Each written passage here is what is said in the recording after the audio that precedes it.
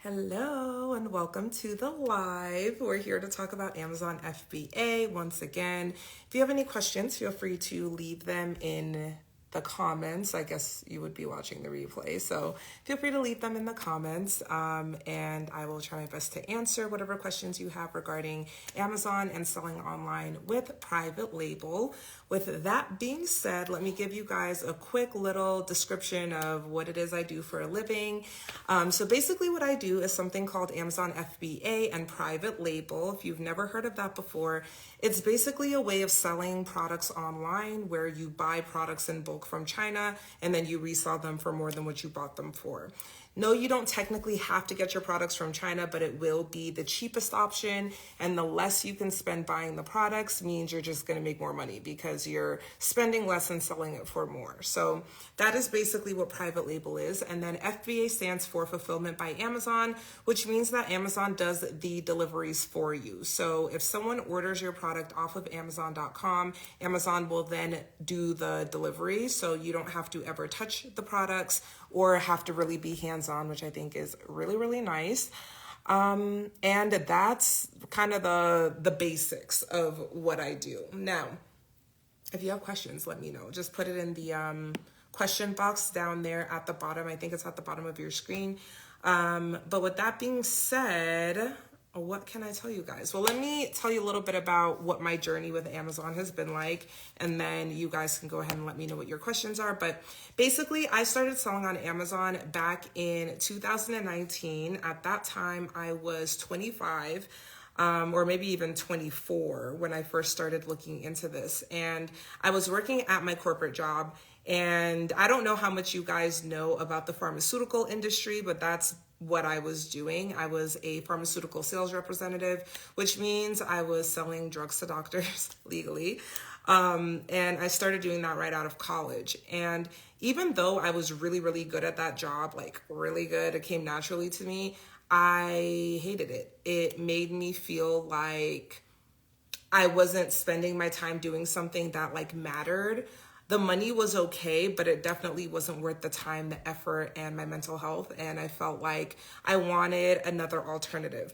I don't know what you guys do for a living, but let me know if you can relate to feeling like you don't know if you're going to get fired from your job, or you don't know, like you don't feel secure in your work. Has anyone ever felt like that? Like, that's how I felt literally every day when I was working at that job. I kept feeling like they're going to fire me. Someone's going to find some, like, I don't know. I had a lot of anxiety doing that. And so what I decided to do was find another way of making money this way, just in case I got fired. Literally, it's like my paranoia is the reason that I started this business. I just kind of felt like if they decide that they want to fire me, I still have bills to pay and I need to, be able to find a way to take care of my obligations. And so that's kind of where it came from. But obviously I had other motivations for wanting to sell on Amazon and wanting to make money in another way. So I would say like my job insecurity, job anxiety was one of them. Wanting to help my mom was another one. Wanting to pay my student loans was another one. So all of that combined is kind of what propelled me into wanting to start my own business. And let me just say, you guys, when I was starting out, I didn't know what I was doing at all. Like I had no idea what this journey was going to be like. I didn't even know anything about e-commerce, and I really wanted to try to figure it out on my own. I did eventually, but I made a lot of mistakes and I lost a lot of money before I got to the point where I was actually bringing in an income and then, quitting my job about 7 months into my Amazon journey. So that's kind of like a rundown of how it started. As far as how things have gone since, every year my business does better and better, which is really exciting and really cool to see the growth, and just kind of knowing that if I would have stayed in my corporate job, I know for a fact there's no way I would be making as much as I am now. So I think it was a really worthwhile risk that I took. And I just want to be able to encourage you guys and kind of motivate you and give you an example of, the possibilities if you give it a try. Even though I know it's probably scary and you don't know if it's going to work out for you or whatever, you have to at least, give it a try. If you don't try, you're never going to know. Okay, so that being said, I do see, I think, a question or two in the question box. If you have them, please put them over there. I'm going to just read this one because it's right on my screen. Hi, Abby. My question isn't a very big risk not getting your brand name trademarked as soon as... Okay, so your question is, isn't it risky to not get a trademark right away?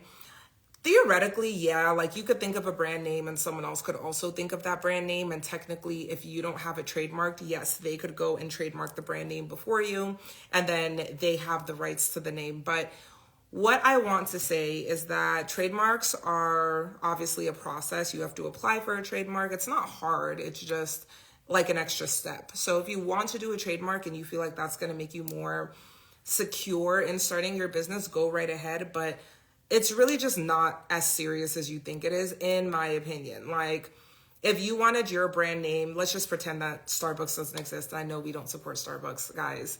My mom bought this cup forever ago. Okay, whatever. If you wanted your brand name to be Starbucks and, someone also randomly thought of the name Starbucks and they go and they trademark it before you do, what does that mean? It means that you're not going to be able to use that name anymore. Does it mean that you don't have a business anymore? No, it just means that you're going to have to change your name. Obviously, that's annoying. So if you don't want to have to do that, then what you would want to do when you think of your brand name for your Amazon business is you're going to think of whatever the name is. You're going to go on the website uspto.gov.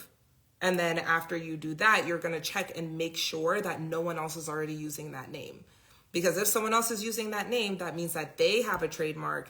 And if you were to use that name, you would be impeding on their trademark. So you don't want to do that. Obviously, they can send you a cease and desist. They could try to sue you. They're not going to do that if you're broke. But at the same time, it's just like no one wants to have to deal with that. So anyway, the conclusion and the reason I'm explaining all this is that when you're starting your Amazon business, you are a beginner. You're just trying it out. You're trying to see what works and what doesn't. I don't see there being a bigger benefit to getting a trademark right off of the bat than just selling the product, seeing how it does. If the product does well, go ahead and get the trademark. But I don't think it's necessary to do it right off of the bat. And that's my own opinion. Do what you want, but I've done this for a long time. I've taught a lot of people how to do this. And so I'm just trying to provide you with the most straightforward, simplistic way to get started. You can do it your way, but I think you're here because you want my expertise and I'm trying to help you. So yes, thank you, Abby. You're welcome. Abby's the best mentor ever. You look like a bot. The people are going to be like, he's just saying that. He knows her. Well, thank you. I appreciate it. I'm trying my best. I'm trying to give you guys as much information as I can. Okay, so I'm going to go into the question box, guys. If you have a question, please put them in there. And here's the next one. Ordered a sample in January, but won't get the sample until late February because of Chinese New Year. Is that normal? Yeah, so Chinese New Year, you guys, if you're not aware, is another name for Spring Festival or the Lunar New Year. These are all just names to describe this really, really, really big holiday in China. It's like New Year's, Christmas, Easter, like all of the, well, Easter's not that big of a holiday, but the biggest holiday that you can think of in your culture or your religion or whatever, that's what Chinese New Year is to the people of China. So it's a very big deal. A lot of the factory workers don't get a lot of time off. And so Chinese New Year is basically like the one holiday of the year that they get to go home and see their families and all of that. So it's a big deal. Why does that matter? Well, for you as the seller and you needing the products that they're not going to be able to make during that holiday, obviously it's going to present a little bit of a delay for you.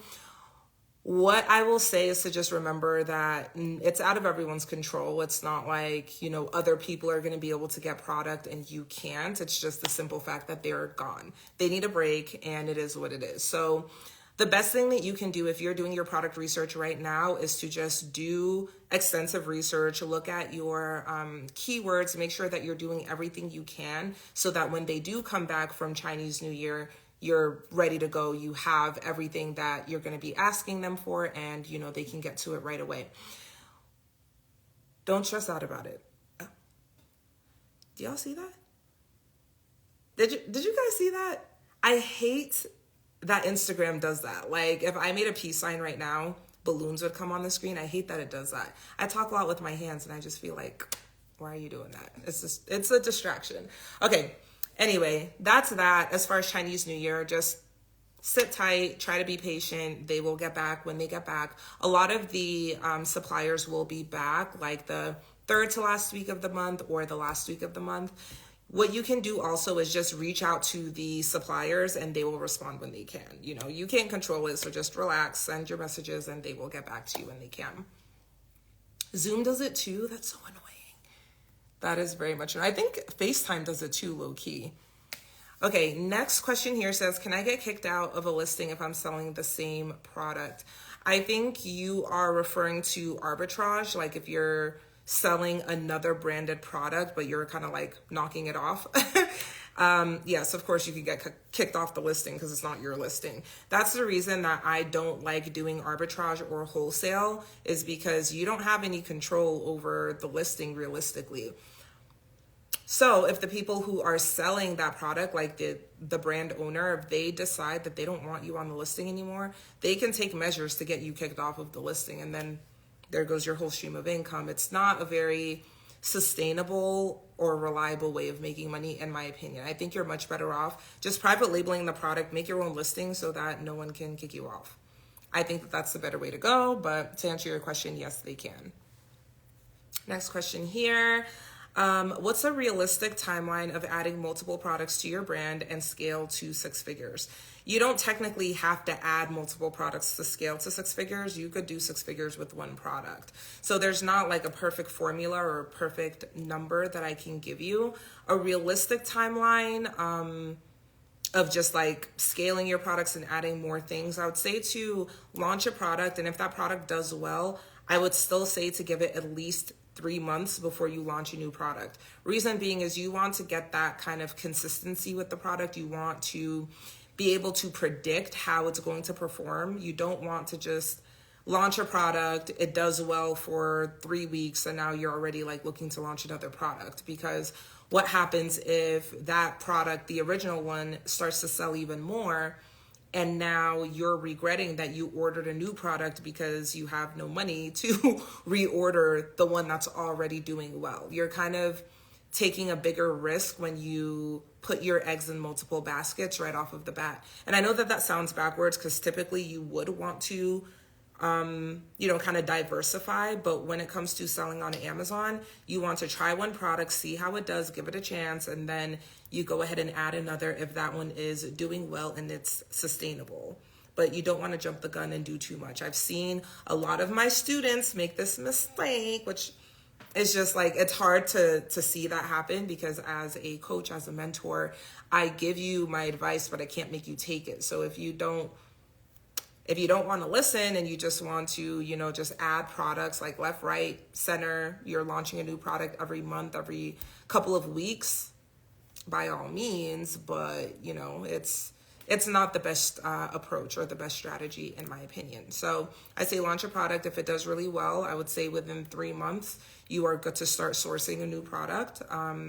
You might decide that you don't want to launch any more products. I have people in my program who have started a product and it does well enough for them that they don't ever really feel the need to add more. I've got others who all they want to do is scale, all they want to do is add more. So it depends on the person. But I would say like a conservative approach would be like every 3 months. Okay, next question here says, can you talk a little bit more about the inspection process for Alibaba? Sure. So if you are getting a product made in China, you're going to want to have a third-party inspection done on your inventory. Now, a third-party inspection is something that is not a requirement. Alibaba, there's no rule that you have to do that. It's just very, very strongly recommended, and I advise you to get that inspection, because all it can do is help you. Even if you get an inspection and everything is great, everything is perfect quality, at least you have the peace of mind and you know that you did your part. If you do not get the inspection and the quality of your products is not where it needs to be, low key, you really only have yourself to blame at that point, because you should have had the inspection done. So it really is just a matter of taking that extra precaution and not putting unreasonable amounts of trust into your supplier whom you do not know, and Trust is earned. It's not something that you should just give to your supplier for the sake of it. You should really take into account how they respond to you. You should take into account how consistent they are, and all of that combined is what's going to build up the trust, as well as continuing to do good business together. So anyway, as far as what the actual process is like, you will reach out to the inspection company, let them know that your products are being made at X location. They're going to want some details as far as what the products are, how many units there are, what you want them to look for, and they will go to the factory where your products are being made, and they're going to essentially take a test amount of your product. So let's say that you have 500 units. They're not going to look at all 500 because that's going to take forever and it's just not necessary. Instead, what they're going to do is take a sample of that 500 unit order. So instead of looking at 500, they might look at 50. So if they are looking at 50 units of your 500, and it's going to be randomly selected, if half of the 50 units are defective, what does that say about your bigger order of 500? Probably half of them are defective, right? So that's going to give you a really clear idea of what is going on with the product. They can write you up a report. They can take photos and let you know exactly what they found. They can say, 25% of the units were crooked, like the labels were crooked, or 10% of the units had this defect or that defect, and that'll give you, information on corrections that you want to address with your supplier. So that is where inspections come in handy, is that it gives you the opportunity to address any imperfections and defects before your products are shipped to Amazon. Once your products are shipped, that's going to be a whole nother process to correct the issues. So you want to be able to catch it early enough for your supplier to fix it before they send it out. Does that answer your question? If you need more info, let me know. Guys, if you have questions, please put them in the question box. That is where I am answering from, or else I will get distracted in the comments. So next question here says, I'm starting researching.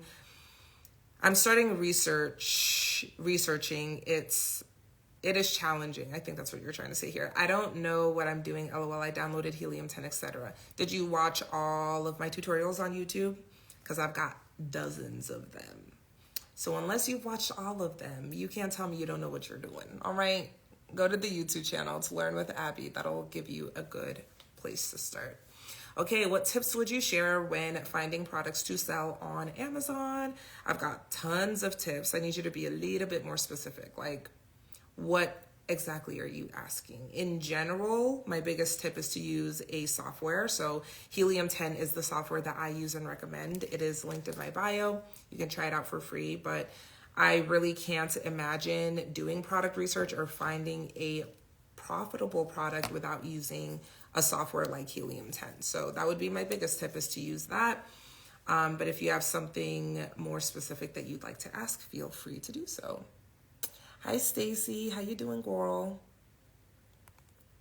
Okay, next question says, will the info you offer help someone start on Amazon with their own products? Sorry, I was commenting. Will the info you offer help someone start on Amazon with their own product? The info I offer where? Are you talking about on my YouTube channel? Are you talking about my membership, or are you talking about my step-by-step program? I've got a little bit of everything for every kind of like level that you are as far as commitment and like financial ability. So my YouTube channel obviously is free. Those videos are pretty dang helpful, if I do say so myself. I think you'll learn a lot over on my YouTube, Learn with Abby. If you want something a little bit more comprehensive, then I would say my membership, which is new. It just launched like a couple days ago. We have our first call this Wednesday. You'll get 3 classes a month. You also will have the opportunity to join a monthly Q&A thread with our contact in China. She is a logistics expert. She does shipping, and she can answer literally any question you have about shipping products to the US. And then you'll also get a copy of my ebook for free. You'll also get a planner. You get a bunch of stuff when you join that. And that is right now $47 a month, only for the month of February. Next month it's going to go up to the actual price, which is $97. So if you join this month, it locks you in at that lower rate for a year. So that's something that you can look at. Like I said, that's $47 a month. And then the next kind of tier would be my step-by-step mentorship program. And that gives you a whole bunch of video tutorials, access to our Facebook group. You get weekly calls, so on and so forth. So that's kind of like what I have to offer. It's all linked in my bio, so feel free to check those out. And if you have any questions, feel free to let me know. And that's it. Okay, let's keep on going. Next question. This one here says, do you think I would need an inspection every time I reorder or only the first time with that company? It's really up to you. Best practice is to always get an inspection done, because you could get comfortable and then they could fall off as far as their quality. I mean, you just never know. You could work with a supplier for 5 years and then randomly they just have a terrible batch. Obviously you don't want that, you don't expect that, but anything is possible. So yeah, technically you should always get the inspection done, but I do think it's most important the first time. All right. Next question. Do you still need inspection after receiving samples and confirming that the product quality is good? Yes, because they could send you a really, really great sample and then the rest of your order could be trash and you would have no idea. You can't use the sample as the end all be all. The sample just gives you an idea of their ability to create high quality products, but just because they can and just because they did it for your one sample doesn't mean that the quality for the rest will be exactly the same. You would hope they would, but you don't know that. So yes, you still have to get the inspection done even if you have a sample. Next question, what's a good time frame to research?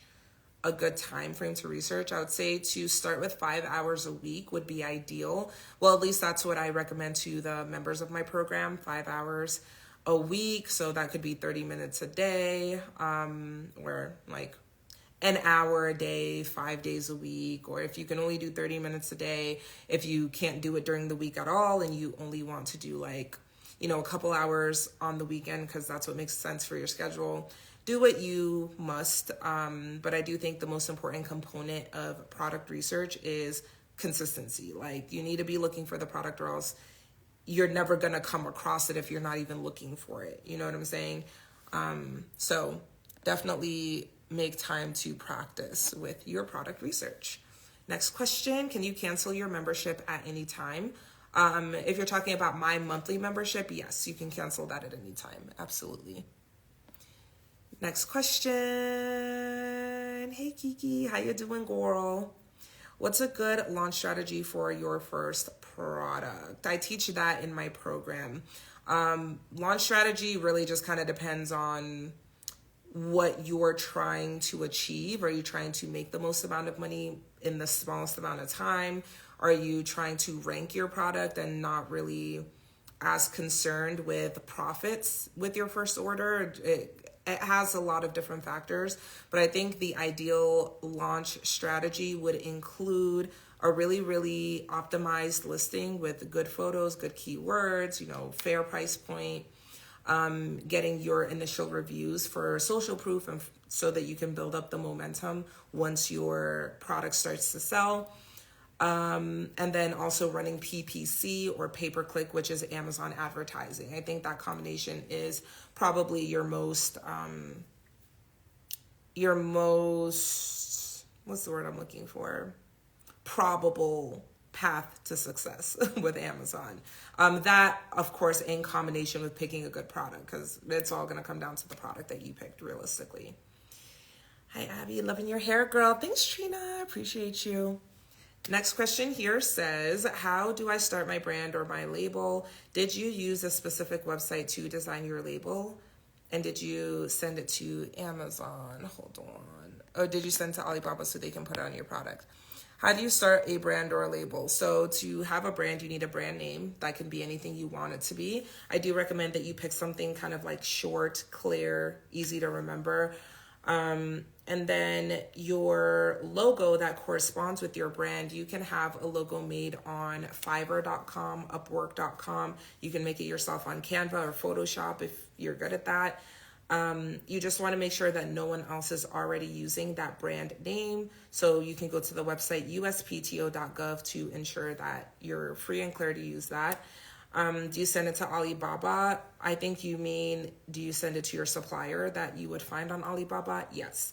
You just send them a file and they can add it to your product, and that's it. It's actually really not that hard to create a brand. It really just comes down to the brand name and the logo.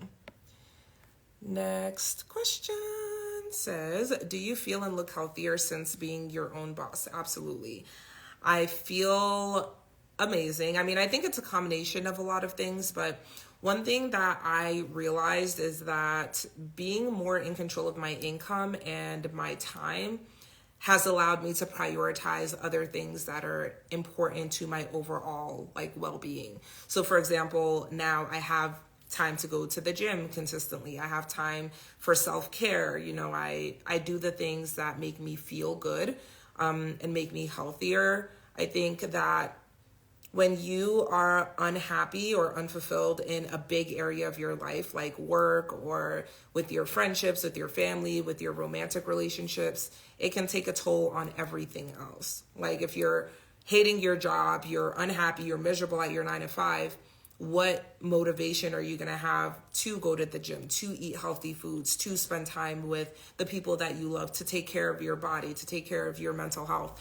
It's going to be hard to do that if you're really struggling in an important area. So I think that that's the biggest contributing factor, is that everything else has kind of had like a trickle down effect. So I make a lot of money, which I honestly think has improved my overall quality of life and has made me a happier person. So because I'm happier, I care more about my body. I care more about everything, So I hope that answers your question. I know it's a little bit vague, but without spending 20 minutes talking about that, I will leave it there. Do you have a video showing how to set up the Amazon store? No, I have that tutorial in my step-by-step program. Next question says, can I use another seller's product pictures to make my own listing if it doesn't have their logo on it? If it does have their logo, you can always have someone on Fiverr Photoshop their stuff off and put yours on, but sometimes that looks kind of obvious. So it kind of depends. What do you recommend the search volume be when looking for new products? Again, that's something that I teach in my program. I would say though, the bottom number should be 3,000. I wouldn't sell a product that has less than 3,000 searches a month. That would be the bare minimum. Is there any discount codes on Helium? I missed the one you posted in the group back in December, I believe. Yes, there is one going right now. I think I have it linked already in my bio. Let me just check here real quick to see if that is the right one. Helium 10 discount. Yep, they do have one going right now. It's 30% off of your first 3 months of platinum or diamond. And you don't need diamond. I would say just get the platinum plan. You'll be fine with that.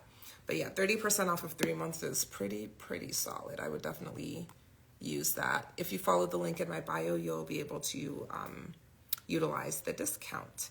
Besides YouTube and Amazon, do you have other streams of income, and could you tell us them? I do. I've got a lot of streams of income. No,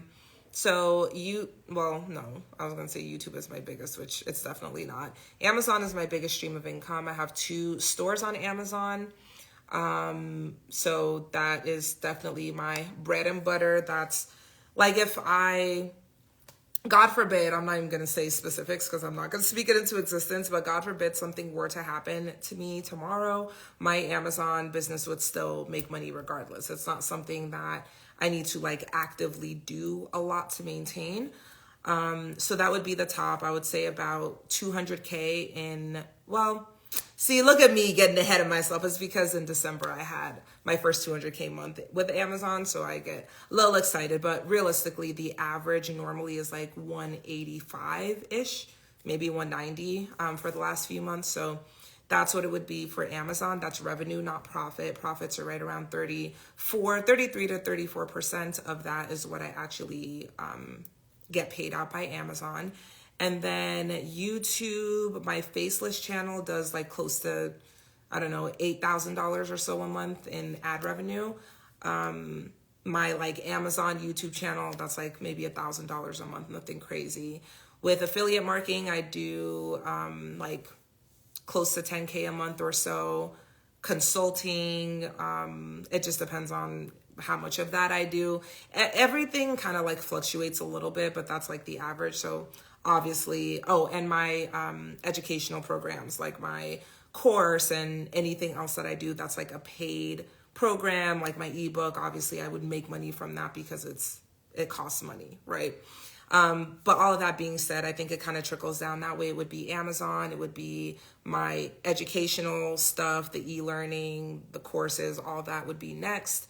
Underneath that would be YouTube. Underneath that would be affiliate marketing, and then so on and so forth, and all the other little things. I also do a little bit of real estate and, you know, things here and there. But I don't necessarily see real estate as like a stream of income, only because whatever money I make from it, it goes just back into the home.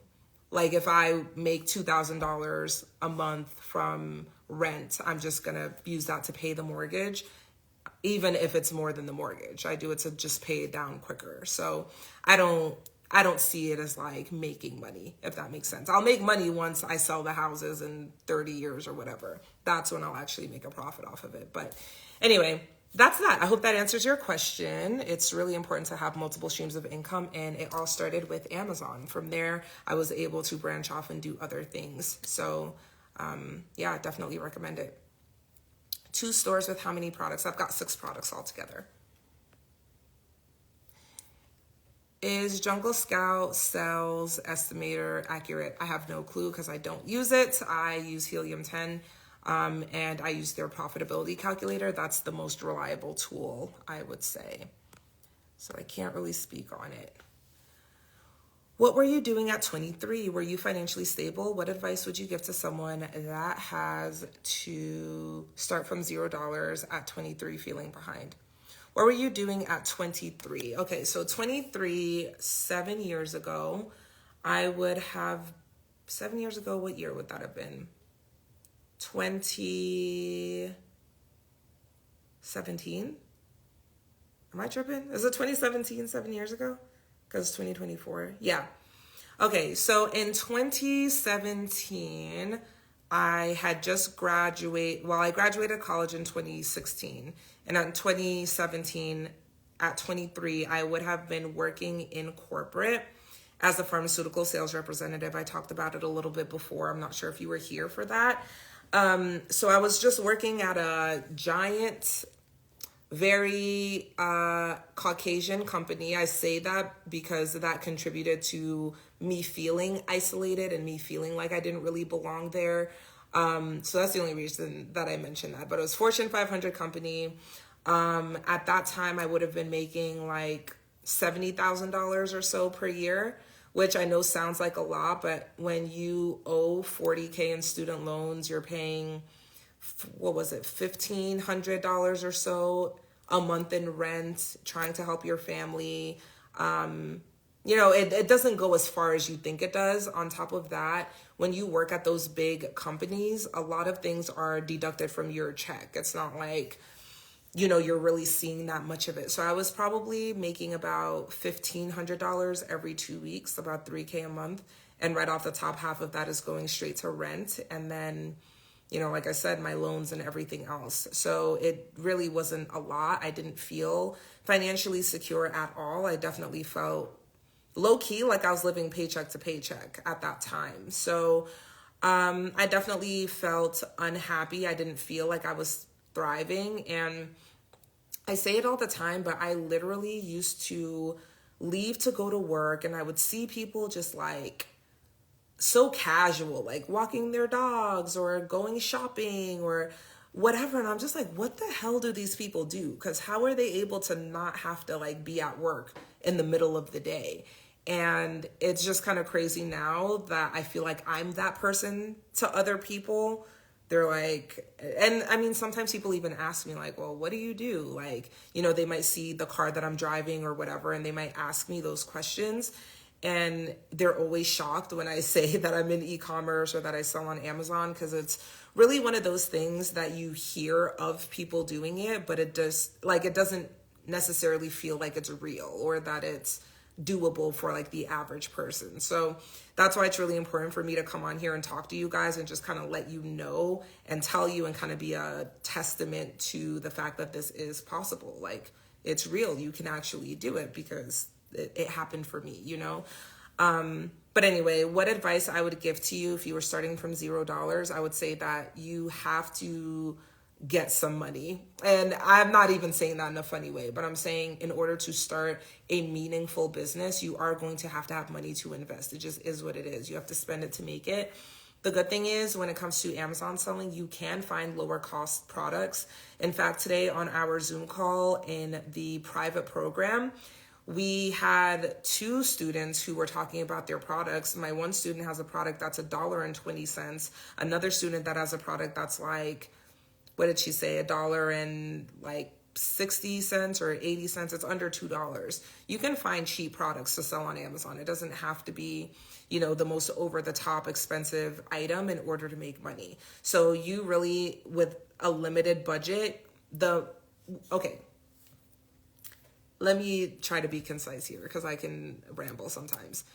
Here's what I would do if I were you. If I was 23 years old again and I knew that Amazon existed, I knew that it was a viable way to make money, what I would do is I would start doing either DoorDash or Instacart or whatever, you know, gig job you have to do to build up enough capital to buy your first product. That's what I would do if I were you. I would not look at it as a sustainable way of making a living because it takes up time, right? No one wants to be driving for Uber 8 hours a day. That's strenuous. Like it's actually hard work. So I would say do what you need to do to build up that initial capital to buy that first product. And this is me just being honest. I could sit here and tell you, go and get a business credit card or put it on a personal credit card or go and get a business loan. I could say that, but I wouldn't tell my 23-year-old self to do that. I would tell my 23-year-old self, hey, if you really want this, if you really want to be able to build a business and change your life around, then you're going to need to save the money. You're going to need to do whatever you need to bring in that extra. And notice how I'm saying that you need to make more money to get that initial capital. I'm not saying you should save every penny that you have to get that capital, because my point of view when it comes to wealth and income is that you're much better off finding ways to make more money than you are trying to penny pinch every little thing in your life. Because if you're penny pinching and you can't even enjoy your favorite boba, you can't even go to Chipotle because you have to save every nickel and dime that you have, you're going to be miserable. And no one deserves to live like that, in my opinion. I know, you know, obviously you have to do what you have to do, but to me, it's not sustainable to reduce until you're literally like living on nothing. You're going to be miserable. You're going to hate your life. And I don't think that that's the way you should approach it. I think what you should do is think logically. What are the things that I can do right now to get some money in my pocket? And how can I invest that money to double it, triple it, quadruple it? That would be the right approach. And what I will say is that when it comes to making money, when it comes to having multiple streams of income, it's kind of like that initial little bit before it snowballs. That's the hardest part. It's like literally if you are trying to make a snowball, getting that initial ice packed together, that's the hardest part. And then you just have to roll it down. It just is going to build on top of itself. So you have to do whatever you got to do to build up that, I don't know, depending on the product, $2,000, maybe $3,000 for that initial product. It can be cheaper, but I'm just, you know, trying to be realistic. If you find a reasonably priced product, that's what you're looking at to get started.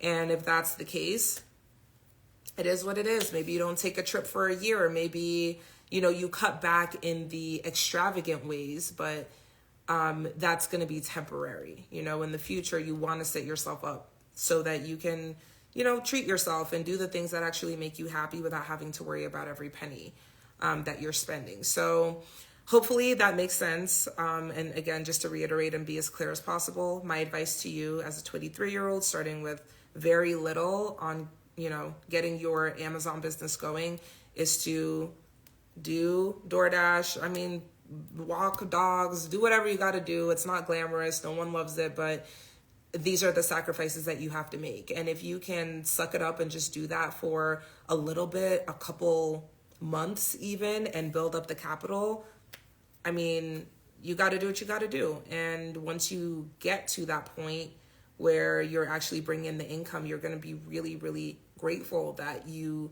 made the sacrifice, took a little bit of an L. It's temporary, Who cares if you have to do something that you don't love for the next 4 months for a lifetime of financial stability? I mean, I think it's worth it. That's at least what I did. My struggle was like a good 4 or 5 months, and it was just like not fun.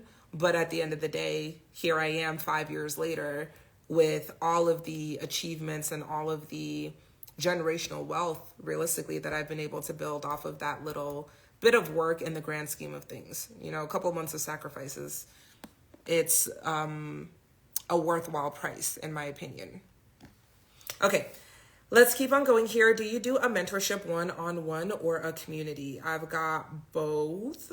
Well, no, I don't do one-on-ones, but I have a mentorship program that is basically a course, but with mentorship, if that makes sense. You have video tutorials, and then you get access to a Facebook group where we have weekly Zoom calls, and there's a lot that goes into that. It's very comprehensive, and you do get access to me. I do product reviews and all of that as part of the mentorship. Now, the membership is different, where it's month to month, and you get 3 classes per month, and basically get to network with the other members of that community. So those are the kind of 2 options I have. Are you saving this live? I will do my best. Yes, I will try to save the live, unless Instagram doesn't want to save it, but I will do what I need to do to save the live. Okay, next question here says tips on pictures for products. Your photos should be high quality, meaning taken on a nice camera. Realistically, your iPhone could be a nice camera. I mean, it just really depends on how simple your product is and what you do in order to make the quality what it needs to be. I've taken my own product photography before. That has done really well for me. I've also paid, professional photographers a lot of money to take my photos. I think it just depends on what the product is. I will say that it's very important to have zoomable photos. So the quality of the photo itself is what determines whether or not people can zoom in on it, on Amazon. So make sure they're zoomable. Make sure you have infographics, make sure you have lifestyle photos, and yeah, that's what I'll say. Also, your main image has to be just the image on a white background. Your main image is not supposed to be a lifestyle photo or anything that is not just the product itself. How much money would you suggest starting up with? It really depends on the product. I like your profile picture. But it depends on the product is the best answer I can give. If you want something more thorough, though, I do have a YouTube video where I break everything down as far as how much money you're going to need to start. But if you have a product that costs $3, for example, you start with 500 units, 3 times 500 is $1,500 for your initial inventory, and then you need money set aside for ads. So, and again, there are some other costs, and I can't sit here and break every single thing down. That's what that YouTube video is there for. So definitely check that out on my channel, Learn with Abby. Next question here says, is Amazon FBA revenue calculator accurate? Chris, stop playing. Just get Helium 10. Like, you're asking me about all these other softwares. I don't know about those softwares. I use Helium 10, and it's the most accurate, so just get it, okay? Stop stressing yourself out. No need to reinvent the wheel, you guys. If something works, just do what works. Make it easy. Okay, already answered that question. Next question here says, can I learn selling on Amazon one-on-one? Are you asking if you can learn from me one-on-one? if that's your question, the answer is no. I don't do one-on-one because there's only one of me and a lot more of you guys. It's just not realistic. But I do have my step-by-step mentorship program where you will get access to me as a mentor. I'll be there to help you and answer your questions and everything via the program. But is it one-on-one? It is not. Next question here says, have you lost money when you bought in inventory and it did not sell? I have lost money, not because the product didn't sell, but because I was spending too much on ads. So my first 2 products on Amazon, I did lose money with both. I have never been in a position where I'm losing money, thank goodness, since then. But with the first 2, yeah, definitely. I didn't know what I was doing. I picked overly competitive products and I definitely lost money. So I think the most important thing when it comes to not losing money on Amazon is being careful with your product research and making sure that there's enough demand for your product, but also not too much competition. I think if there was less competition, I wouldn't have lost as much money as I did. Okay. Here we go. Next question. Do you suggest researching on helium-10 first? I do. Next question. When creating accounts and I don't have a credit card, can I use the debit card instead? Yes, you can. I am having issues setting up my seller's account. It keeps rejecting my debit card. I am stuck and getting frustrated. I know that debit cards are accepted. I'm not sure why you're having issues with yours. Do you have a credit card that you can use instead? Next question here. I just came across your page and want to learn more. Where do you suggest I start? Hi, Nikki. I suggest you start with my free training that is linked in my bio. That would be the best place because it kind of gives you a good lay of the land. What is Amazon FBA? How do I get started? What are the initial steps? That is where you would go for that. So again, that free training, it's only an hour sounds long. It's 60 minutes, but trust me, it's going to give you so much free game, really, really good info. And I think, not the thumb again. And I think that you will enjoy it. So definitely check out the training. Okay, next question. Hair details, please. You're always slaying. Thank you, girl. This is a wig from TikTok shop. If you DM me, I can send you a direct link, but it is a glueless, kinky, straight. I flat ironed it and, like did the hot comb and the whole thing, but thank you kindly. I appreciate it. But yeah, if you want the exact one, just send me a DM. I'll send you the link. Do you share your manufacturer as part of your mentorship? I don't share my manufacturers, but I teach you how to find your own. So if you are looking for, I don't know, some type of a baby product, I will give you the steps so that you can find your own reliable manufacturer to make your baby products. The reason why I don't give manufacturers out is because there are so many different products that you can sell on Amazon that it would not be realistic for me to have suppliers for every type of product, every category. It just makes no sense. And at the same time, if I have a good relationship with a supplier, it doesn't mean that you're going to have a good relationship with them. And if you make contact with a supplier, you might establish something very solid with them. The next person might not. So it really is less about the actual supplier themselves and more so your ability to weed out the bad ones from the good ones. Does that make sense? I do have a YouTube video as well where I talk about suppliers and, looking for reliable manufacturers. I have that also on my YouTube channel. Okay. Next question says, I've been doing product research with a black box, but it seems like it keeps showing the same products with my filter criterias. Any advice on how to get past this roadblock? Yeah, there are lots of different ways that you can use black box. So if you are searching by products, try searching by keywords instead and vice versa. If you are going down the rabbit hole, you can start in other places outside of black box if you feel like you're not seeing a big variety of products. Also expand the categories that you're looking at as well. You don't have to limit them to just like 1 or 2 categories. You can look in a bunch of different ones. But as far as going down the rabbit hole with your product research, you can start by looking at TikTok, scrolling on Instagram, scrolling on YouTube. I mean, I find product inspo everywhere. Even when I'm at the store, I might find something and think, oh, I wonder if they sell that on Amazon. Let me just look up the numbers with helium-10. So it's less about where you start and more about where you end up. That's the point of going down the rabbit hole with a black box, is that you're just kind of getting those initial ideas for a product. And from there, you kind of just see wherever it takes you. Like, for example, if I'm looking at this product right here, I know that a green cup on Amazon is going to be very, very saturated. But instead of a green cup, maybe I'm looking at the straw. I wonder what kinds of straws they sell on Amazon. Do they have aluminum straws? Do they have metal straws? Do they have bamboo straws?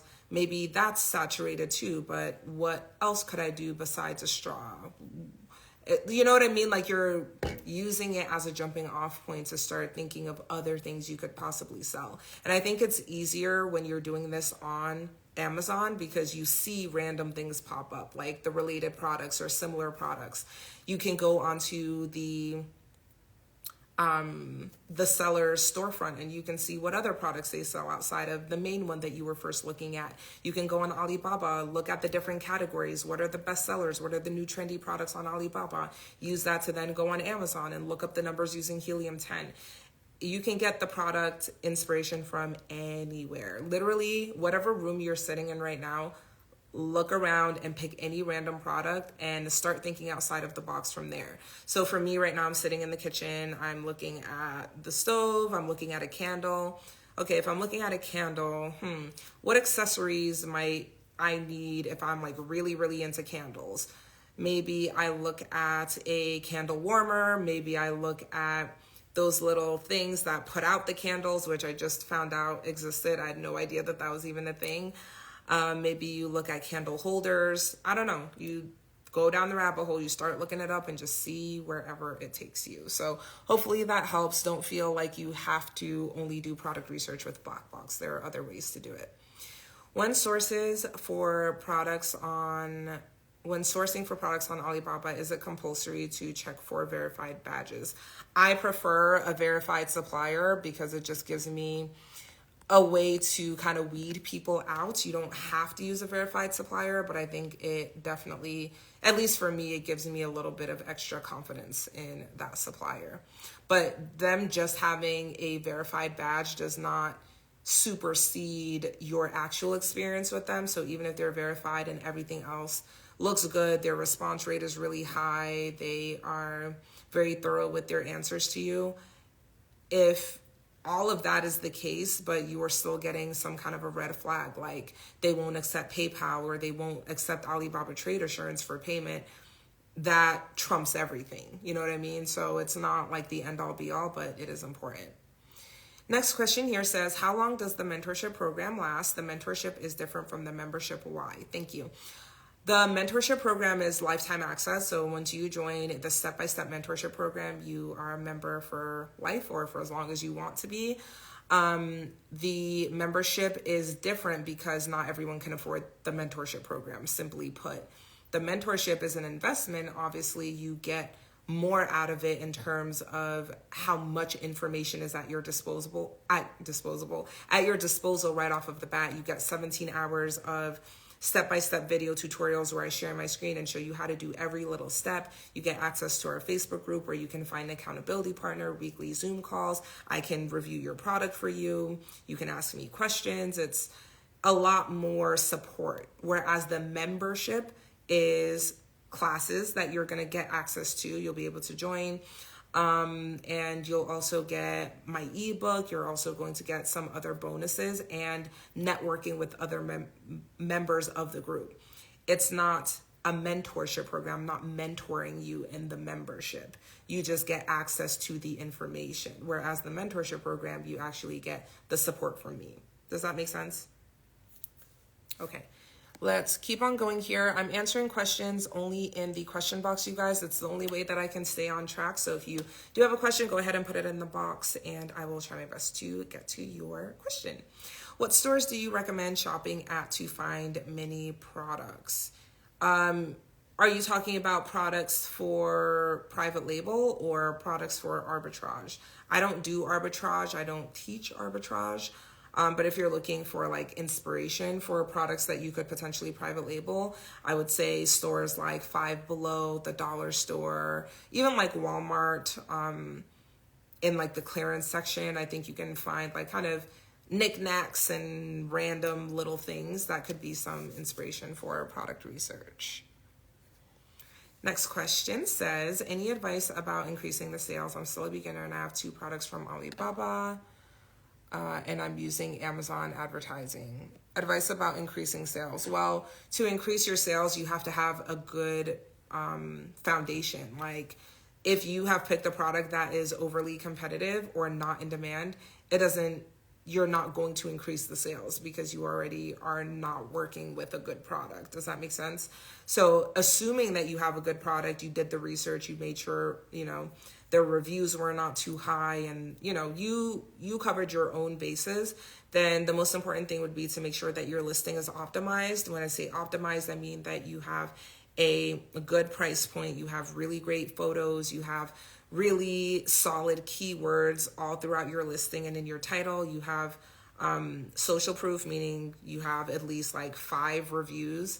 The more you have, the better you'll be with converting your ads. So that PPC or pay-per-click Amazon advertising is not going to be effective if you don't have a optimized listing. That's literally the baseline that you have to start with when it comes to making sure that your ads convert. It's kind of like if you're scrolling on Instagram or you're scrolling on Facebook and you get an ad next to whatever you're looking at. If you look at the ad and the ad itself looks terrible, you're not even going to give it a chance. You're not even going to click on it to see if you want to buy the product. Or let's say that the ad looks good and then you go to the website and the website looks scammy, it looks just like glitchy, or things are misspelled on an official website, you're not going to feel confident buying that product. So very much the same on Amazon. You have to make sure that the listing quality is there. Hopefully that helps you out a little bit. So we're going to go to the next question here. It says, do I need an LLC to run a private label? You do not. You can sell as a sole proprietor. That's what I did when I first started out, and everything was perfectly fine. Next question says, would you mind telling us your goals for Amazon? That type of stuff gets me motivated. My goals for Amazon, well, my initial goal was to just make a little bit of money to pay off my student loans. And I will say that I have actually reached a lot of my goals already in these last 5 years with selling on Amazon. One of my biggest goals was to buy my mom a house. I bought her 2. One of my goals was to also buy myself a house. I bought 2. And these are separate, so 4 homes. Okay, I just sold one of them. I forgot to actually tell you guys on stories that the one house sold. So now I have 3 plus 1 in Ghana that's being built. But anyway, I've been able to reach kind of like my real estate goals initially. Now, obviously the bar has moved up. Now I want to have 10, and it's going to continue to go up from there. I've been able to pay off all $40,000 of my student loans in cash. I was able to just clear that out. I have been able to start a very, very nice, college fund for my baby. If he ends up going to college, I don't know what he's going to do, but the coin is there. Okay. We've got a very healthy 6-figure stock portfolio. We've got a beautiful home that I'm actually now starting to do a lot with. I'm building a pool in the backyard and doing landscaping, honey. It is not cheap. Okay. I'm talking like not cheap. But I'm able to do it because of the money I make from Amazon. So it's really nice to be able to actually see literally like my dreams come true. I know that sounds very, very corny. I don't mean it to, but it's just me being honest. I would think and wish for, these types of milestones back when I was in like my early 20s and when I was a teenager, to be able to like build my dream closet from scratch. I was able to do that, be able to drive a luxury car. I've been able to do that. These are, some of the materialistic items, obviously, but outside of all of that, and I talked about it before, one of my biggest goals has also just been to be happy. Like, I want to have a peaceful life. I want to be able to travel. I want to be able to live a soft life. And I know that that's like a very trendy thing going on right now, but I've been on the soft life stuff before this year. And I've already had that mentality once I saw the potential of where my Amazon business could take me. And so it is very cool to kind of see other people like tapping into that now and really leaning into the idea of making a lot of money, living a comfortable life doesn't have to be hard. It doesn't have to be back-breaking work. You know, you can reach your goals and still have that balance in your life of, you know, for me personally being a very like involved and attentive mom. I love that I can do that. I love that I can, you know, treat my mom to whatever she wants. She just bought a whole new like bedroom set and a whole bunch of other stuff. Not cheap, but did I bat an eye when she told me what the amount was? No. She put it on the credit card that I pay for. You know what I mean? Like, it's those things that really bring me so much joy in my life. And it has allowed me to become such a light person. And I think you guys can understand what I mean when I say a light person, not like physical weight, but just light in my attitude and in my demeanor, because I'm not stressed out about bills every day. You feel me? Like, it really changes your outlook on life and how you approach things, and your generosity, your kindness, everything changes once you are in a position where you're, you know, financially comfortable. So anyway, that was a little bit of a tangent, but my goals for Amazon now is just to keep on making as much money as I can, continue to allow my business to thrive, to grow, to continue investing it wisely in other things that allow me to continue to build that generational wealth. And then eventually I know that I will sell my Amazon brands, and I am not walking away with anything less than 7 figures for each of them. So stay tuned, honey. Y'all will see me in like 5 years. Like, guys, I'm finally selling. And yeah, that's about it. I hope to continue building other streams of income. I hope to start a nonprofit. That's one of my goals by the end of 2025. I just have different things that I'm putting in place to be able to do it to the degree of excellence that I want it to be at. You know, I'm taking my time with certain things. But anyway, that's that. Hopefully that answers your question. And let's keep on going here so I can get to a couple other questions. Next one here says, do you do FBM? If so, can you explain? Trying to get more information before I begin. Stuck on the shipping part. I do not do FBM or fulfillment by merchants. I do FBA or fulfillment by Amazon because I don't like to touch the product. I don't want to fulfill any orders myself, so I pay Amazon to do it instead. So I wish I could help you, but I literally don't do that. So I can't really speak to it, and I don't like giving inaccurate information. So that is that. Next question here says, how much time it takes you to reach your first 100K on Amazon? I did 100K my first year in sales, though. That was an in profit. So I went from like 40K in profit my first year, 40-ish, to like 250,000, maybe 275,000 in my second year in profit. That was during COVID, actually. That was the first year of COVID. And that was when I was pregnant. So can you just imagine going from making like 70K at my corporate job to quitting that job to profiting? And keep in mind that 40K was not for a full year. Like, I ran out of inventory. I didn't really have a good understanding. So I think if I would have had more experience that first year, I would have made more. But obviously it was growing pains. It was a learning curve and all of that. To my second year, making over 250K was absolutely insane. I mean, that's a very, very big jump financially. And I will say, when I had that first really big year, I didn't change my whole lifestyle. I didn't start like suddenly buying all designer outfits and, you know, spending money like crazy. I didn't know if it was going to last. I didn't know if I was going to be able to sustain it. And so it took me a couple years, probably like 3 years, before I really got comfortable, like, wow, this is sustainable. Like, I've been making this amount and the money just keeps increasing. Like, I can, breathe a little bit and feel more comfortable. So that was kind of what it was like for me. I've seen people get to 100K much more quickly. I've had students reach 100K in like 2 months in my program.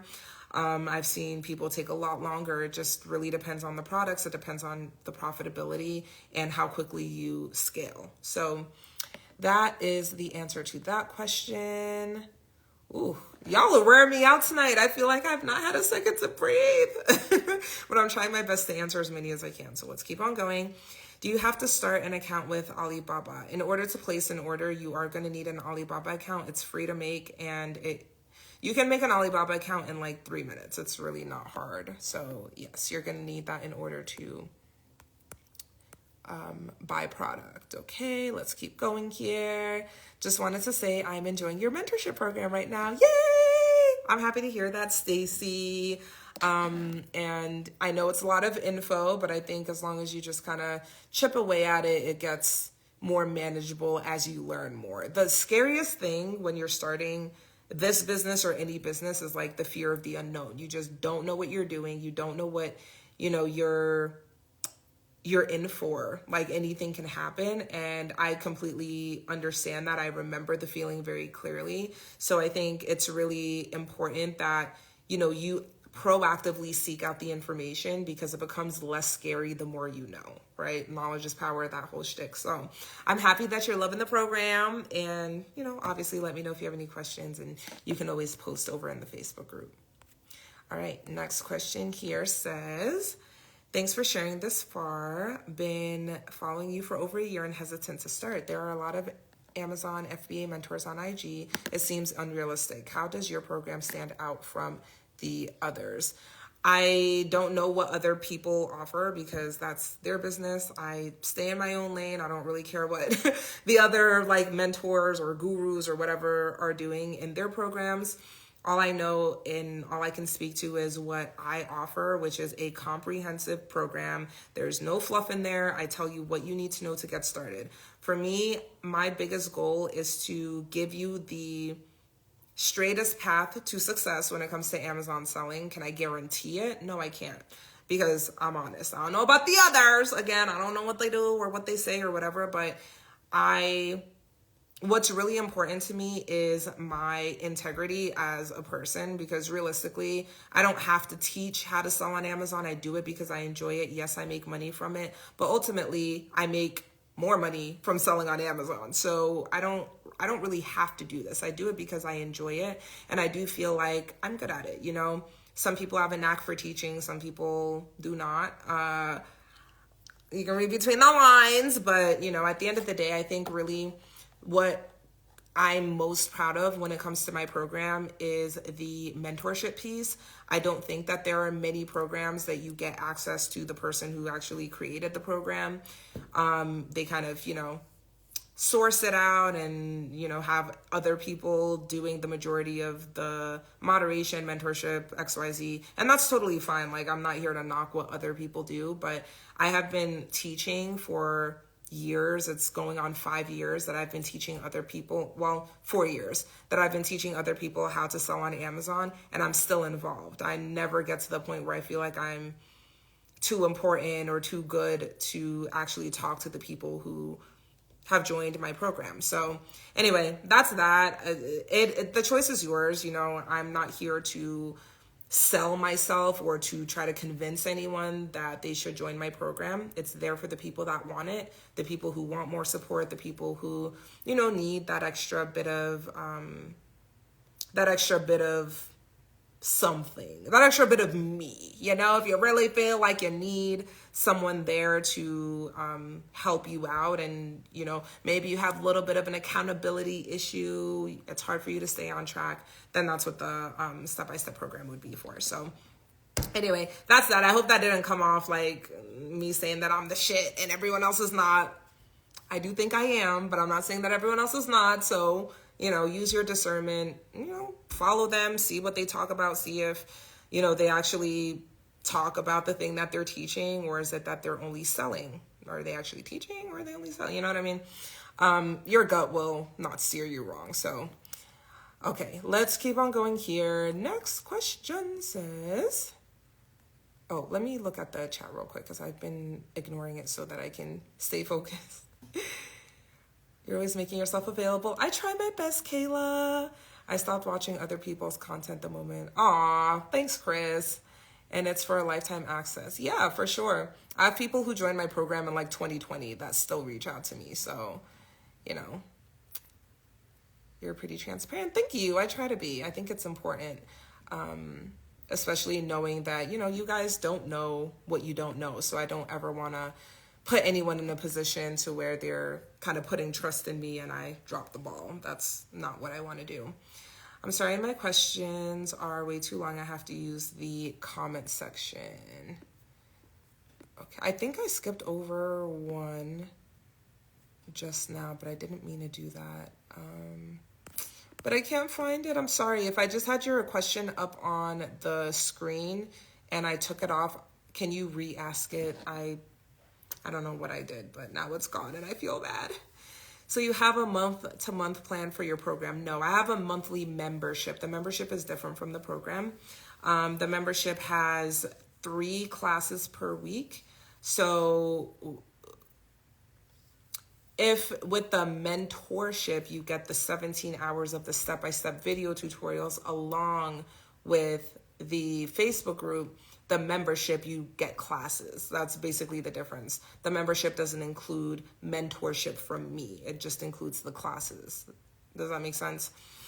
We have our first call on Wednesday. So if you're on the fence about the membership, I think it's worth it to at least join for 1 month, see how you like the classes, see if you feel like it's helping you. And if it's not, then, you know, you can cancel the membership. But if you do like it, that can be a more cost-effective way. If you're someone who, you know, maybe can't afford the full mentorship program, that would be another way to, you know, kind of get the education that you're looking for. Okay, next question. Shopping in Walmart or Five Below or Dollar Store, can you really get the desired quantity? Oh, no. I'm not talking about doing that for private label. I'm talking about using that for just inspiration for product ideas. So no, you're not going to get like massive amounts of product by doing it that way. There's no way. Which is why I don't like arbitrage, because you could find a really great product and then there's only 3 of them. I mean, you're not going to get rich selling 3 products from Five Below, you know? Okay. Okay. So with private label, you have to pay for the SKU, right? You would be paying for a UPC, or a universal product code, that you can purchase from the website gs1.org. So you need that in order to create your listing on Amazon. Next question says, can I list the different categories on one FBA account? Yes, you can. You can have different categories. You can have different brands if you choose to do so. So that's up to you. Did you say after Amazon takes their cut, it's 35 to 40% profit? It depends on your own profitability. It's not a specific amount. Some people have profit margins that are super low, like 10%, which I would hate if that was me. A good profit margin for Amazon would be 20%. And I know you probably think like, that's insane. How can I make $1,000 and with a 20% margin, I really only made $200. But keep in mind, profitability is about how much money you make after your cost of buying the product, the Amazon fees, your shipping, your ad spend. So everything else has been deducted and that's what you're getting paid out. Surprisingly, 35 to 40% is a really, really, really great profit margin for any business. Like not just Amazon, if you're selling on Shopify, if you're running like a restaurant, your profit margins would be like 10%, and 10% would be good for a restaurant. So I can understand if you're not like in business, you might not really have a good gauge of like, is that a lot or is that a little or what? But I'm here to tell you, as someone who is a career businesswoman at this point, that a 40% profit margin is incredible. Like anyone would be happy to have that type of a margin. Okay. Next question. I learned a lot from you on YouTube, and I hope I'll have the ability to join your training program one day. Oh, that's so sweet. Thank you so much. I'm glad that the YouTube videos help because I am not really like a long form content girly. Like I like the short stuff. I like reels. I like TikToks, things like that. And the lives are like as close to long form that I actually enjoy. But I do see the YouTube videos helping a lot of people. So comments like this makes me feel really good. And it makes me know that it is worth it to keep recording these YouTube videos, honey. Because when I say sometimes I don't be feeling like recording, I don't feel like it, and I also don't know what to say. You know, sometimes I feel like I'm being a bit redundant, but then I remember that, you know, you guys who are new to this business, everything that I'm saying is like second nature and like super obvious to me, but I have 5 years of experience. So obviously, you know, it's going to make a lot more sense right off the bat. So anyway, happy to hear that it's helping you, and hopefully you'll be able to join us soon inside of the program. Okay, next question says, are there any limits on how many units you can send in the Amazon fulfillment centers? Yes, I believe for beginners there are. So when I first started selling on Amazon, there were no limits at all. Like you could be a beginner and you could send in 10,000 units and they would say nothing. As time went on and as we got into COVID, they started to put restrictions on how much inventory you could send in. So at a certain time, beginners could only send in like 200 units. It was really annoying and very frustrating for a lot of new sellers.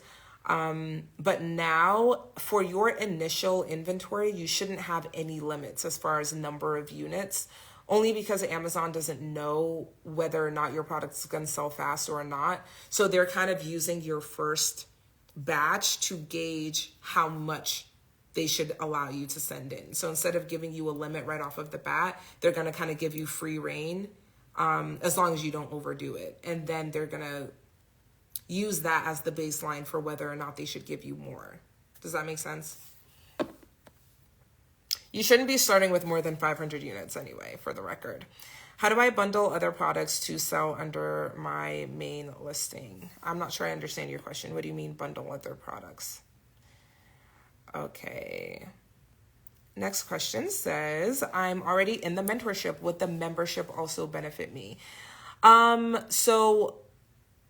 Okay. What I have been telling all of the members of my mentorship program is that you do not need to join the membership, which is true. You don't need to join the membership. You have everything you need to be successful as part of the mentorship program. The membership would be useful if you just want extra calls. Like if you want to have 3 extra calls a month outside of the weekly Zoom calls that are already included as part of the mentorship, then by all means join the membership. But keep in mind that the classes will be taught by me. So you'll get one from me, one from Jay, who just, he is already our peer coach inside of the program. So you already have meetings with Jay included in the mentorship, and then also a monthly call with Helium 10. So if you feel like that would be useful to you, if you want extra touch points, then by all means join the membership, but you don't need it if you're part of the step-by-step program already. Hopefully that makes sense. Okay, next question says, thank you, see you in the training. Sounds good. You're very, very welcome. No problem. Okay, next question here says, have you ever been around people trying to use you for your money and success? Ooh, that's a little spicy of a question.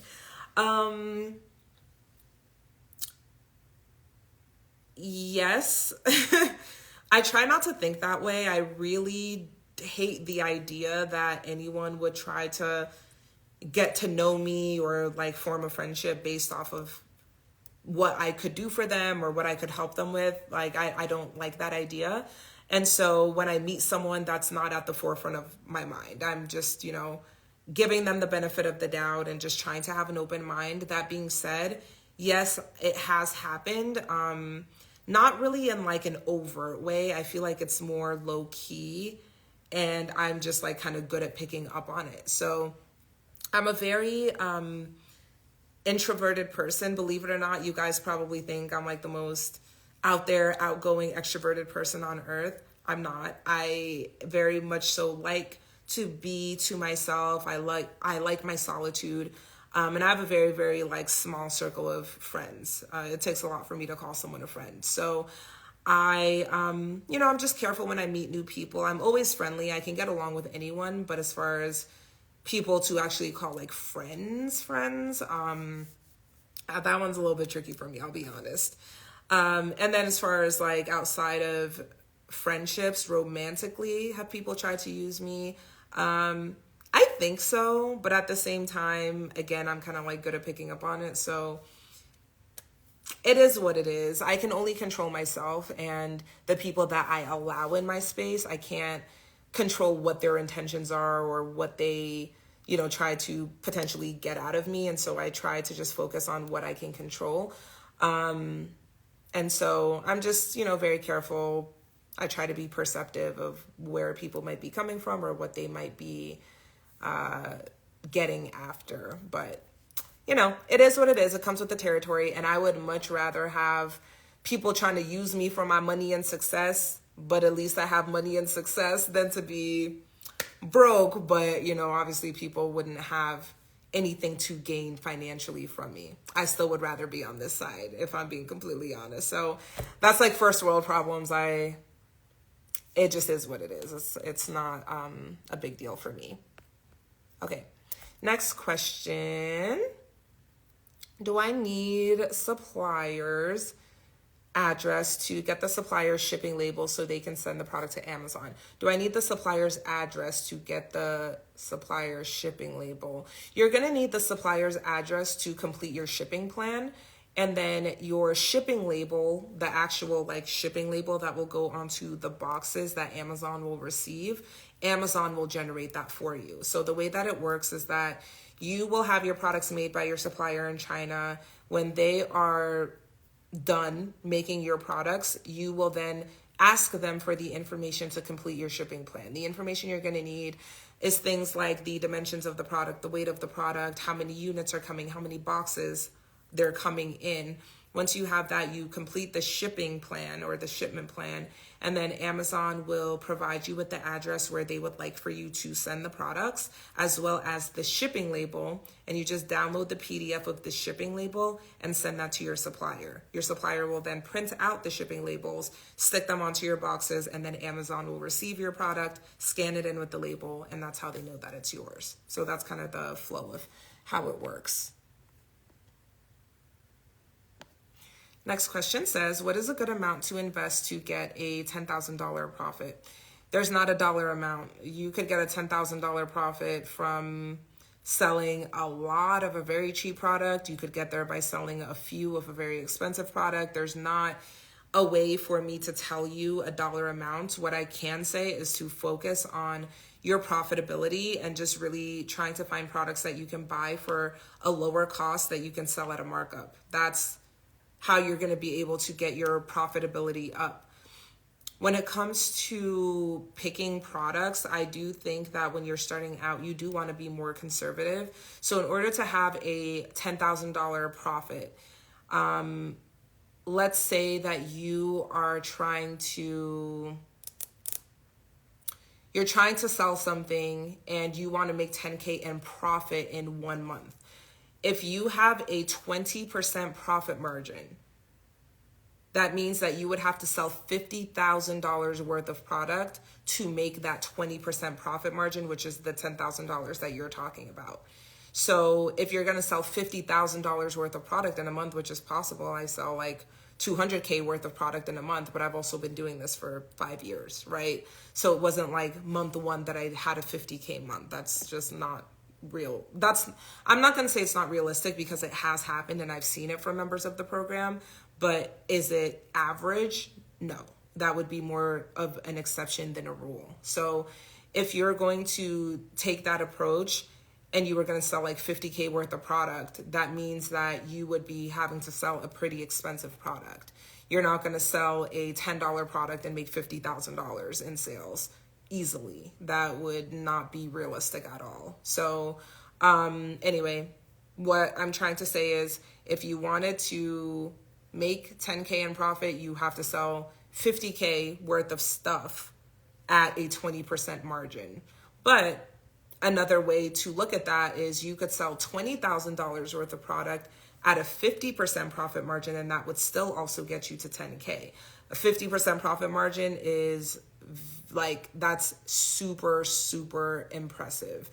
I know people with margins that high, but again, that's more of the exception than the rule. For me, for example, my average profit margin is like 33, 34%. So hopefully that answers your question. I know you guys want me to be able to just tell you a number without giving context, but I have to expand on it, because I'm never going to sit here and just tell you guys like, oh, all you have to do is this, and like not give you more information. I just feel like that is not giving you the whole picture. And I'm here to obviously encourage you, but also to give you, real information and real advice. Okay, next question says, are FNSKU labels sometimes referred to as SKU labels? Well, so FNSKU stands for Fulfillment Network Stock Keeping Unit, and that's what Amazon specifically calls the ones that they have in their fulfillment centers. So I guess theoretically you could call it a SKU to shorten it, but SKUs can be for any products. FNSKU is Amazon specific. So I guess it depends, but if you are talking about an Amazon product, it would be the FNSKU. And that is generated by Amazon. When you create your listing, they will give you an FNSKU. And that is the barcode, that's the barcode that you're gonna wanna put on all of your units, is the FNSKU. Next question says, is PPC hard to master? PPC takes practice, and so the reason that I'm hesitating to say hard to master is because it depends on what you're trying to do.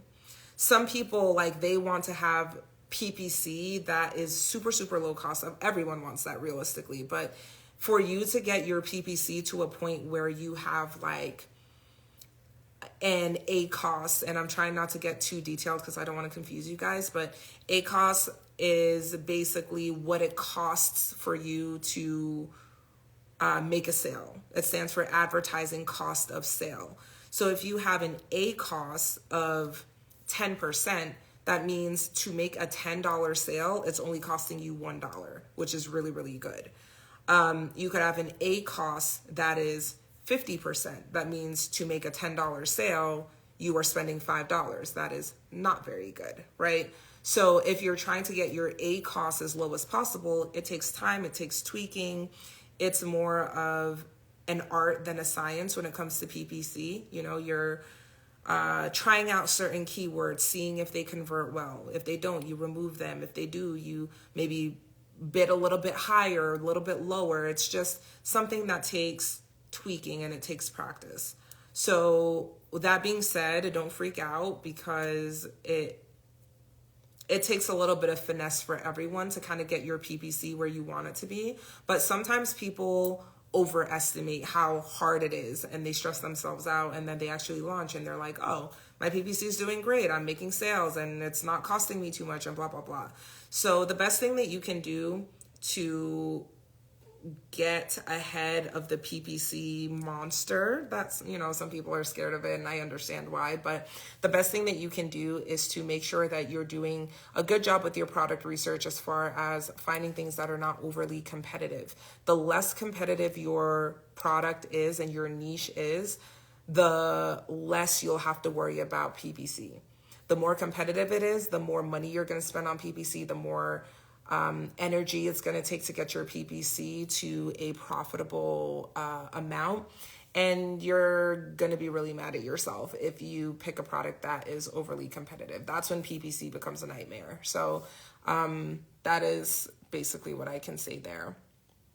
All right, you guys, I'm going to answer a few more questions and then I'm going to close it out, because I did not mean to be live for this long. I wanted to come on here for like 30 minutes, and I feel like we've been on here for are we pushing 2 hours at this point? So I'm gonna answer a couple more, but then mama needs to go to bed, okay? Okay, next question says, so I can imagine you aren't on $2 to $3 products anymore. How much is your most expensive product at cost?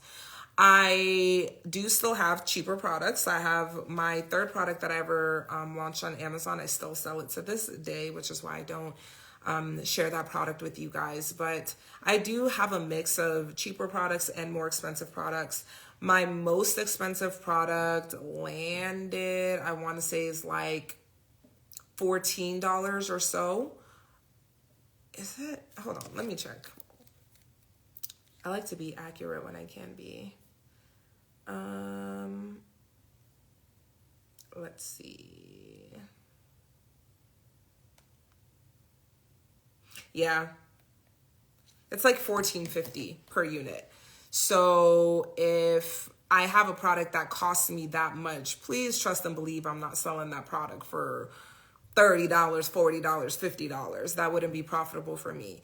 It's just kind of like looking at the scale of it all. So for example, let's say if I had a $3 product, I would be trying to sell that $3 product for $15 or more. Like that would be the least. That's like a 5 times multiplier from there. So if it's a $14 product, think 5 times that at least is what I would be selling it for in order to make it make sense for me. Other people don't necessarily think that way. I know some people who are okay with very, very thin margins. Like they're okay if they're making $1, $2 off of a product, which is fine when you're starting out. If I was, had a very slim margin, I guess I could live with it because I'm going from making $0 extra to now making $500 extra.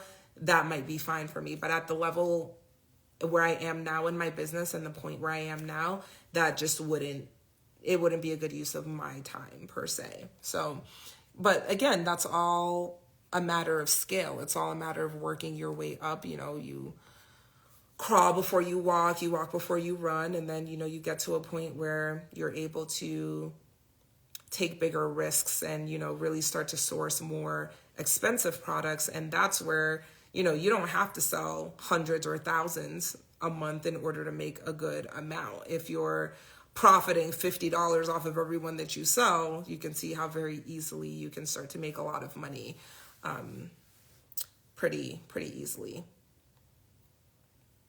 Is Auto DS good for Amazon? Auto DS? What are you talking about?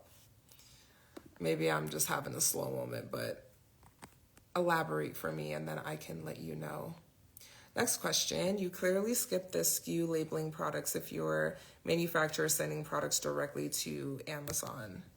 You clearly skip the SKU labeling. Do they label it for you or does Amazon? Your supplier will put the labels on for you.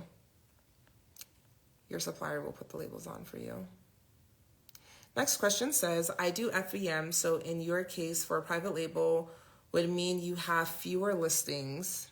I do FBM, so would mean you have fewer listings and just finding the winners in a niche that is not competitive. Right. Yeah, so if you're doing fulfillment by merchants, you probably have like dozens of products that you're selling and dozens of listings. For me, I have 6 listings, and with those 6 listings, I'm able to do close to $200K a month. I'm not here to say that you cannot make money doing FBM or, arbitrage or anything like that. I just think that it's harder to scale because when you're wanting to make more money, the easiest way to make more money is to sell more product, whether that be selling more of the same product or that is selling more of a different product. You want to put yourself in a position where you are not limited as far as how many you can sell. Because can you imagine anything worse than having a product that gets really popular and everyone wants your product, but you just are not able to make enough of it?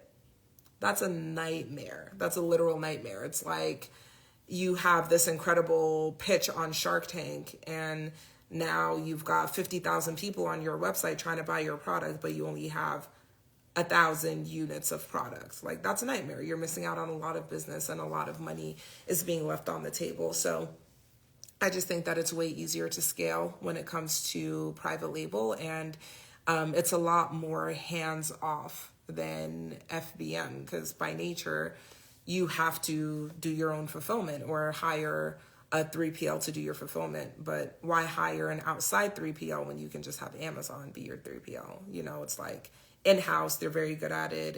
It doesn't make sense to me to do it otherwise. But that is my own personal opinion. Next question, how do you get over the fear of losing all your money if your product fails?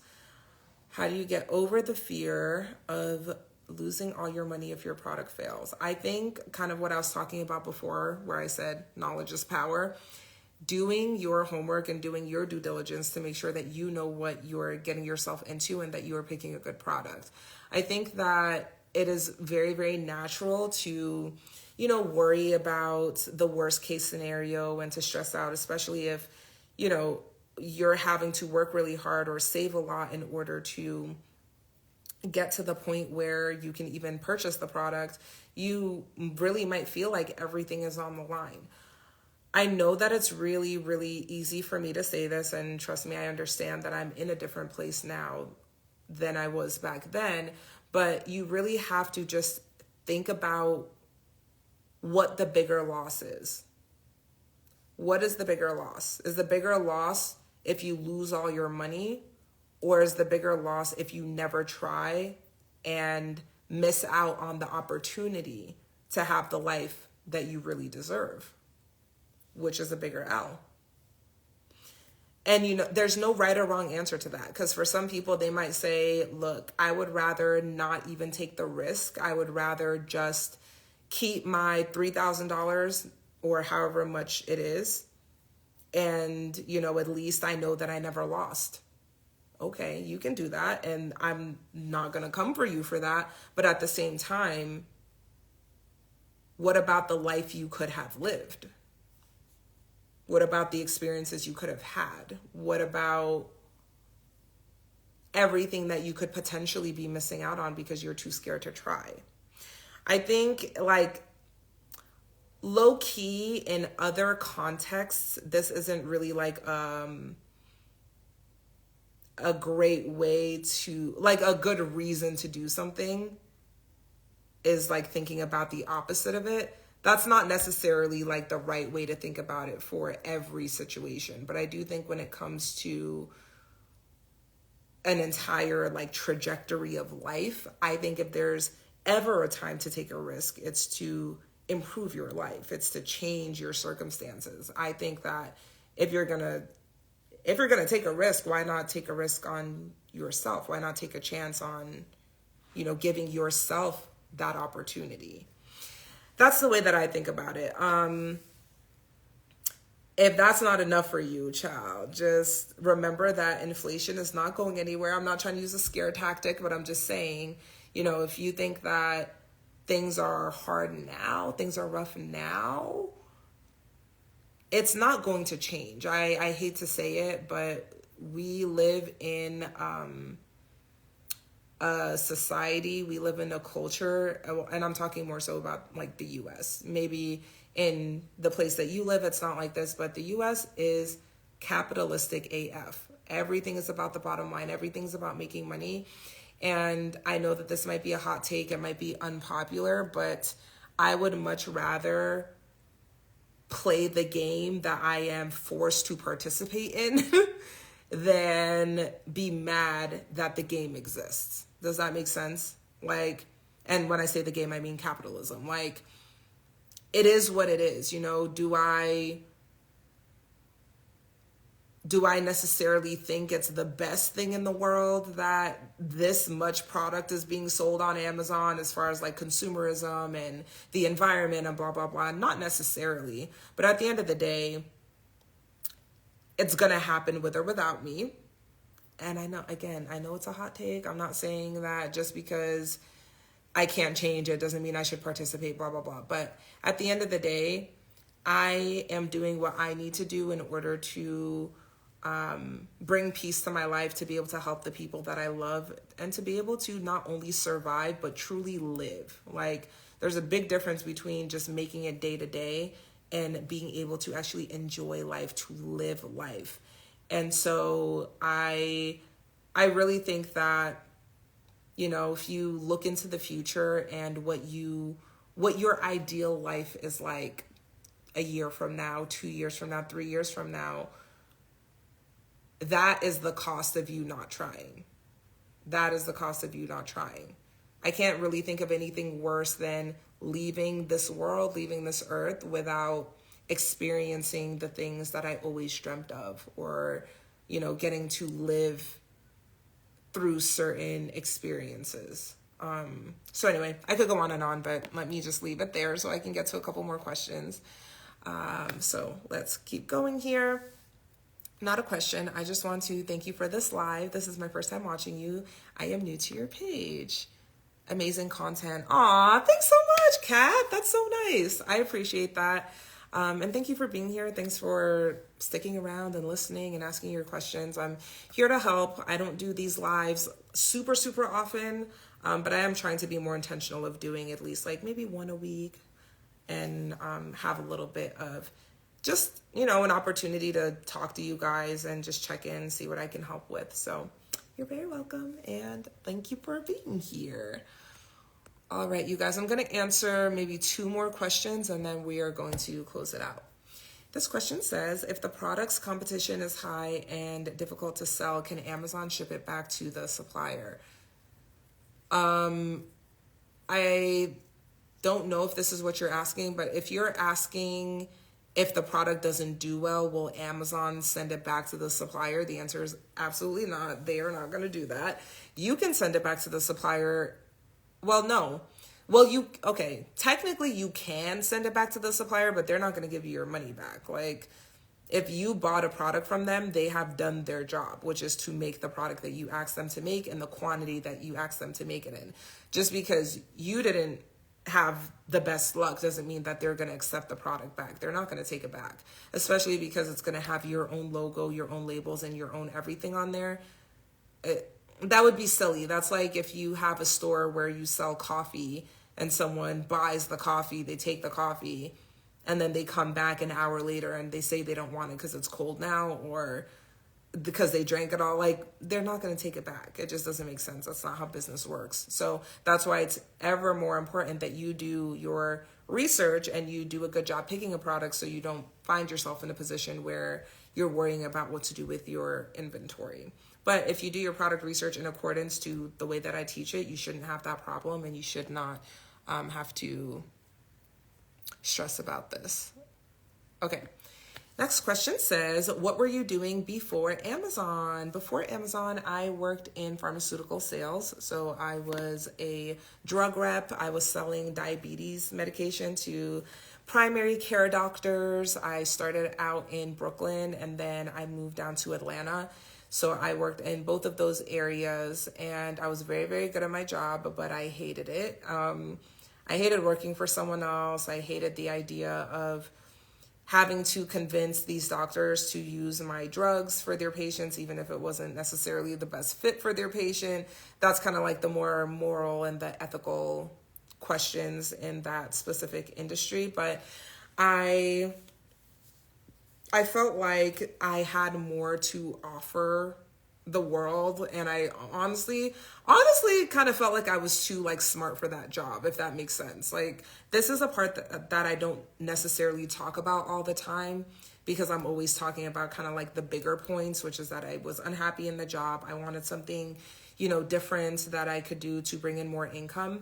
But I never really get more into the details of the reasons that job wasn't for me, but that is part of it, was the ethical struggles, and then also just feeling like I'm not using my skills. I feel like I'm a smart girl. I feel like I have a lot to bring to the table, and this job is not it's not fulfilling me in any way,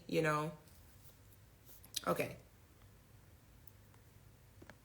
This is going to be the last question, you guys. I'm sorry, but I'm tired. And I still need to find myself something to eat. So this will be the last one, but we will have another live maybe sometime this week. I'm not too sure, but I will put the replay up on my page. So hopefully you guys will be able to watch this if you missed any part of it. I love that answer and completely understand you. Thank you. Thank you.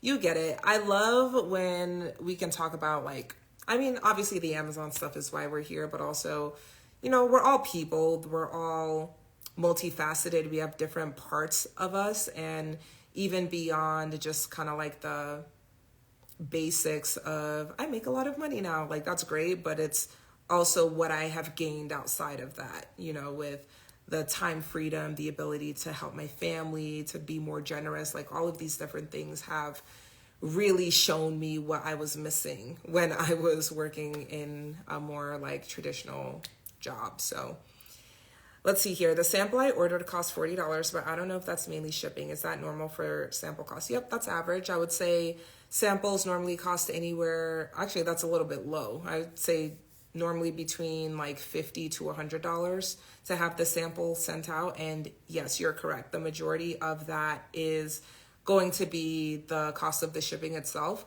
Many suppliers, and if you guys haven't already started talking to suppliers, this will be my last little tidbit, is you can ask your supplier that if you end up placing your bigger order with them, that they will reimburse you for the cost of the sample. So with these ones, for example, I don't know if it's past that point where you can bring it up now, but I have always done that in the past. I'll say, okay, I'm willing to pay for the sample, but, you know, hopefully if things work out and we, you know, move forward with this, doing business together, that you would reimburse the cost of the sample at that later time, when I place the bigger order. And most of the time they go for that. Okay. Whew, ciao. Thank you so much for your genuine consideration for other people. You're truly a blessing to everyone. That's really, really sweet. Thank you so much. I'm happy to help. And I think that's a perfect place to kind of leave off, you guys. It has been awesome. It's been real cool talking to you guys and answering some questions. If you think of anything else, feel free to send me a DM. I'll do my best to point you in the right direction. If you need a referral for a inspection company or a freight forwarder, send me a DM. I can give you mine. If you are looking to just kind of get your feet wet, go over to my YouTube channel, Learn with Abby. I also have that free training linked in my bio, the 60-minute training that will give you so much information. And then also my monthly membership, my step-by-step program, everything is linked in my bio, and also the discount code to Helium10. So literally everything that you could possibly need, you can find over on my profile in that link. And that is all I've got for you guys. So thank you so much for joining. I hope you all have a wonderful start to your week. And that's all I got. So have a great one, guys. I will see you either on stories or in the DMs or in the next live. But either way, I hope you have a wonderful, wonderful week, and I'll see you guys next time. Bye, everyone.